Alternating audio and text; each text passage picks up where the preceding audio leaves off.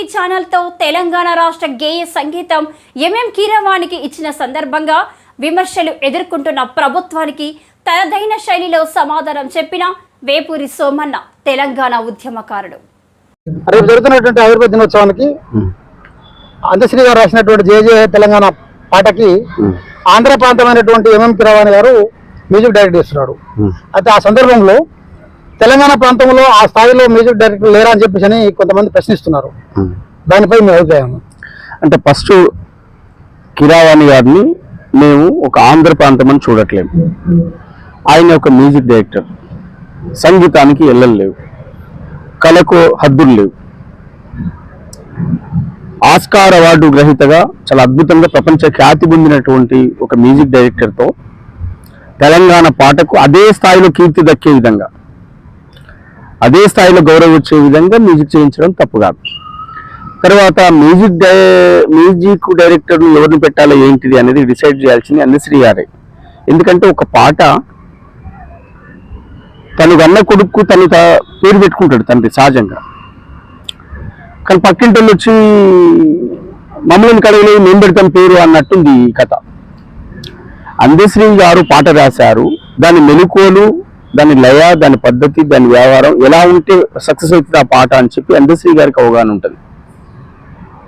చూసే వాళ్లకు వినేవాళ్లకు ఓహో ఆహా అని చెప్పగలుగుతాం తప్ప దానికి మనకంత పట్టు ఉండదు.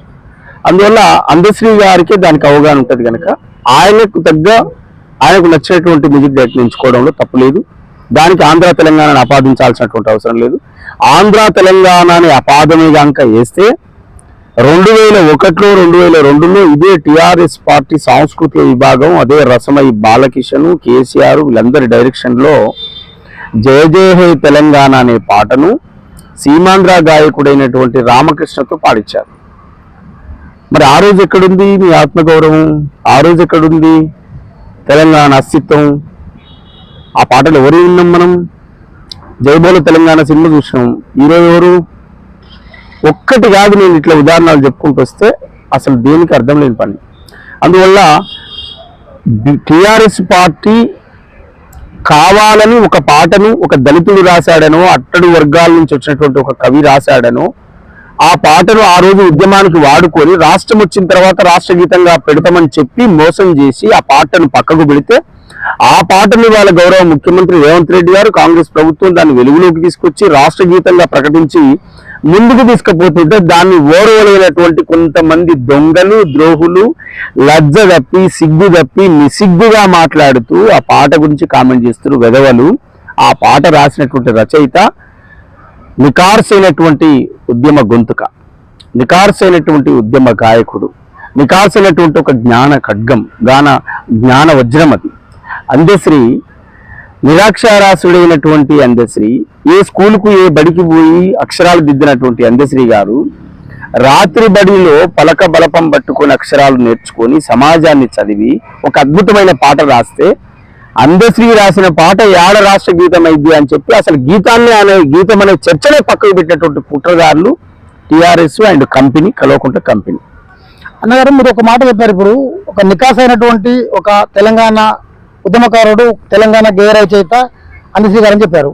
అయితే నికాస్ అయినటువంటి అందశ్రీ గారు రాసిన పాటని నికాస్ అయినటువంటి ఒక తెలంగాణ మ్యూజిక్ డైరెక్ట్ చేస్తే అనేది మా నికాస్ అయినటువంటి మ్యూజిక్ డైరెక్టర్ చేస్తాడు, ప్రపంచమే గర్వించిన మ్యూజిక్ డైరెక్టర్ చేస్తాడు. దీన్ని తెలంగాణ ఆంధ్ర ఎందుకు అనుకుంటావు? ప్రపంచం గర్వించిన నికార్స్ అయిన తల ఎత్తుకొని ఏఆర్ రెహమాన్ లాగా అంతకంటే అద్భుతంగా ఒక ఎంఎం కీరవాణి అద్భుతమైనటువంటి మ్యూజిక్ డైరెక్టర్. గతంలో ఇదే ఇవాళ తెలంగాణలో ఎందుకు చేయలేదు అనుకునేటువంటి వీళ్ళే బతుకమ్మ పాట చేపిస్తే ఏఆర్ రెహమాన్తో మ్యూజిక్ కొట్టించారు. బతుకమ్మ పాటకి ఏఆర్ రెహమాన్కి ఏమైనా సంబంధం ఉందా? చెప్పండి. అంటే మీరు చేసే సంసారం ఇతరులు చేస్తే వ్యభిచారం. ఈ మాటలు, ఈ ఎక్స్ట్రాలు బంద్ చేయాలి.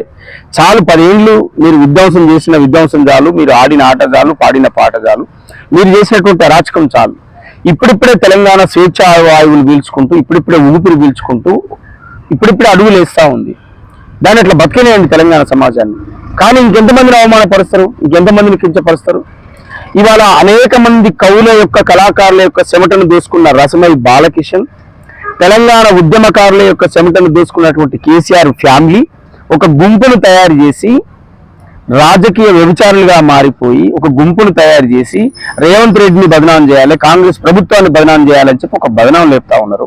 మీ చేత కాలేదు మీ చేత కాలేదు, రేవంత్ రెడ్డి గారు చేస్తున్నారు, చేయనియండి, అది జరగనియండి. కానీ దొంగలంగా అబద్ధపు మాటలు మాట్లాడద్దు. 2 టర్ములు ఎమ్మెల్యేగా పనిచేసినటువంటి రసమై బాలకిషన్ సాంస్కృతిక సారథి చైర్మన్ గా ఉండి 2 సార్లు ఎమ్మెల్యేగా ఉండి అనేక మంది కళాకారుల చెమట చుక్కలతో ఎదిగి నేను దళితుని, నేను మాదిగను, నేను ఇది అది అని చెప్పుకొని బయటకు వచ్చి ఇవాళ ఏ కళాకారుని దగ్గర తీసిర్రు, ఏ కళాకారుని ఎంకరేజ్ చేసిర్రు, అది గోసబెట్టిరు కళాకారులందరినీ. కవులందరూ ఉసురు పంచుకోరు, రాజకీయ వ్యభిచారులుగా మారిపోయిండ్రు, ఉద్యమాన్ని తాకట్టు పెట్టిండ్రు. ఆడింత ఆముక్క ఏరుకొని వచ్చి పాటలు పాడి పూట గడుపుకొని కవుల యొక్క చెమట చుక్కలు రక్తం రుచి మరిగి పదవులు పొంది మళ్ళా ఇవాళ మైక్ అనుకుని మళ్ళీ అల్లే పాటలు పాడుతారు. సిగ్గు అనిపిస్తలే? ఇప్పుడు ఆ పార్టీ అయినా కావచ్చు, బీఆర్ఎస్ పార్టీలైనా చిన్నోడు చిత్తుకోడు ఎవరెవరు అవకాశాలు ఉంటాయి, గాయకులు ఎదుగుతారు, నాయకులు ఎదుగుతారు, మళ్ళీ వీళ్ళే కనపడాలి ఆడ, మళ్ళీ వీళ్ళే ఉండాలి. ఓ బాలకసుమన్ కనపడాలి, ఓ గాదర్ కిషోర్ కనపడాలి, ఓ రసమై బాలకిషన్ కనపడాలి. ఇట్లా తప్ప కొత్త తరం నాయకత్వాన్ని ఎదగాలి, కొత్త కళాకారులు ఎదగాలి. ఈ అవకాశాలు, ఈ ఆలోచనే లేవు ఈ ద్రోహులకి, దొంగలకు. అందుకే ఇది అదొక చర్చ కాదు. ఇట్లాంటి చర్చలకు మేము మేము సమాధానం చెప్పాల్సినటువంటి అవసరం, పనికి మాలిన వెధవలు మాట్లాడే మాటలకు మేము మాట్లాడాల్సినటువంటి అవసరం లేదు. అందశ్రీ నికార్స్ అయినటువంటి తెలంగాణ ఉద్యమకారుడు, నికార్స్ అయిన మ్యూజిక్ డైరెక్టర్ ఎంఎం కీరవాణి. ఇక ఆంధ్రానా తెలంగాణ కాదు, ప్రపంచమే గర్వించదగ్గటువంటి వాళ్ళు. అందువల్ల చాలా ఆర్ట్ఫుల్ గా మేము స్వాగతిస్తా ఉన్నాం. మీరు కాంట్రాక్టర్లు ఎవరితో దొబ్బిర్రు, మీరు కమిషన్లు ఎవరిని అడిగి తీసుకున్నారు, మీరు చేసినటువంటి పథకాలు, మీ స్కీములు, మీ స్కాములు, మీ దోపిడీ, తెలంగాణ 10 ఏళ్ల తెలంగాణ, మీ కాళేశ్వరం కమిషన్ల కాంచి ఎవరితో పొత్తులు పెట్టుకున్నారు? ఆయన తెలంగాణ బిడ్డలు గుర్తు రాలేదా? తెలంగాణ ఉద్యమకారులు గుర్తుకు రాలేదా? తెలంగాణ యూనివర్సిటీలో పోరాడిన విద్యార్థులు గుర్తుకు రాలేదా? కళాకారులు గుర్తుకు రాలేదా?